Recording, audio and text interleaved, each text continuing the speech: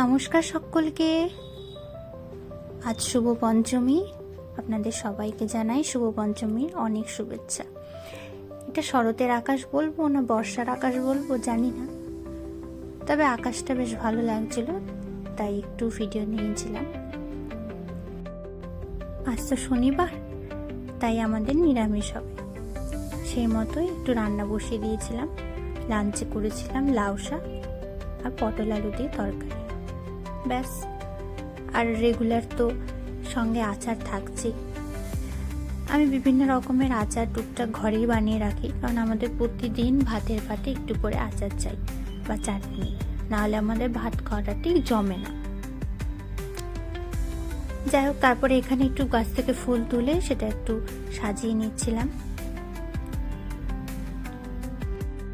ফুল এমন একটা জিনিস যেটা যেতে আসতে চোখে পড়লে সারা দিনটা যেন বেশ অন্যরকম রঙিন মনে হয়। জানেন তো, আমার হাজবেন্ড না খুব একটা পটল পছন্দ করে না, তাই জন্য আমি পটল বানাতে চেষ্টা করি একটু অন্যরকম কিছু ডিশ বানিয়ে দেওয়ার, যাতে অন্তত খেয়ে নেয়। সেই মতে আজকে একটু বানিয়ে নিয়েছিলাম পটলের কোরমা। খুব বেশি কিছু নাই, আদা জিরে বাটা আর টমেটো বাটা দিয়ে করেছিলাম। বেশ ভালো হয়েছিল খেতে।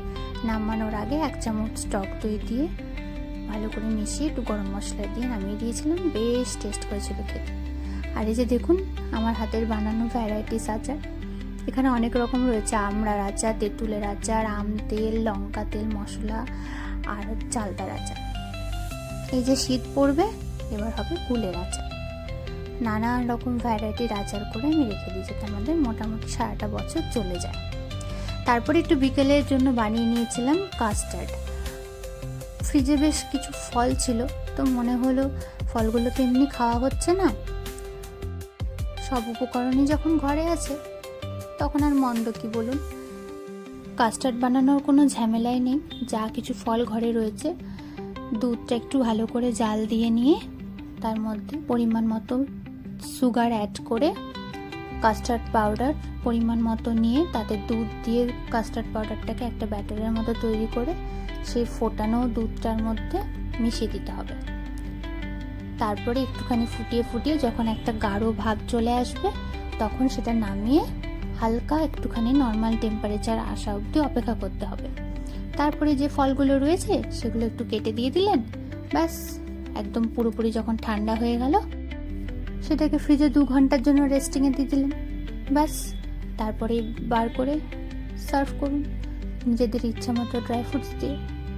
বেশ ভালো লাগে। ড্রাই ফ্রুটস দিয়েও ফ্রিজে রাখতে পারেন, কোনো ব্যাপারই না। খুব খুব খুব ভালো খেয়েছি দুজনে। বেশ অনেক দিন পরে আমি বাড়িতে কাস্টার্ড বানিয়েছিলাম।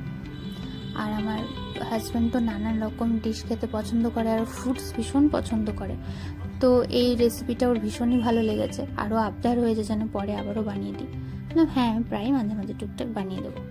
এটা আমি বহুদিন পরই বানিয়েছি। তারপরেই হঠাৎ চলে এলো, কাস্টার্ড বানাচ্ছিলাম, মাঝখানে হঠাৎ চলে এলো বৃষ্টি। সে এক ঝমঝম করে বৃষ্টি, কখনো রোদ কখনো বৃষ্টি। ওয়েদার যেন আমাদেরকে বুঝতেই পারছেন না, আমরা ওয়েদারকে বুঝতে পারছি না।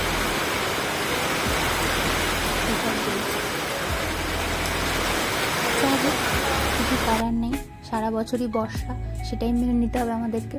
তারপরে এখানে একটু চাল ধোয়া জল, ভাতের ফ্যান, লিকারের চাপাতার লিকারের জল সব কিছু নিয়ে একটা জায়গায় করে রেখেছিলাম। সেগুলো সমস্ত ঠান্ডা হয়ে যাওয়ার পরে বিকেলের দিকে গাছগুলো দিয়ে দিয়েছিলাম। তারপরে দুপুরে একটু রেস্ট করে আমাদের সন্ধ্যেবেলা বেরানোর ছিল, তার আগে কাস্টার্ডটা সার্ভ করে দিই হাজব্যান্ডকে। সে তো খেয়ে বেশ প্রশংসা করেছিল, আর আমারও ভালোই লেগেছিল। তারপরে আমরা একটু বেরিয়েছিলাম ঠাকুর দেখতে নয়, মার্কেটে 2-1টা জিনিস কেনার ছিল, সেগুলো কিনে আমরা আবার ফিরে যাই। আমরা ঠাকুর দেখবো একদম চতুর্থীতে। যাই হোক, খুব তাড়াতাড়ি পুজোর ভালো ভালো ব্লগ নিয়ে আপনাদের সঙ্গে শেয়ার করব। সঙ্গে থাকবেন। ব্লগটি ভালো লাগলে একটা লাইক করে দেবেন। সবাই খুব ভালোভাবে পুজো কাটাবেন। কাদের মোটামুটি ম্যাক্সিমাম ঠাকুর দেখা হয়ে গেছে, আর কারা কারা আমার মতো ঘরেই এখনো রয়েছে, বেরোয়নি, তারা কমেন্ট করে জানাবেন। ব্যাস, ততক্ষণের জন্য বাই।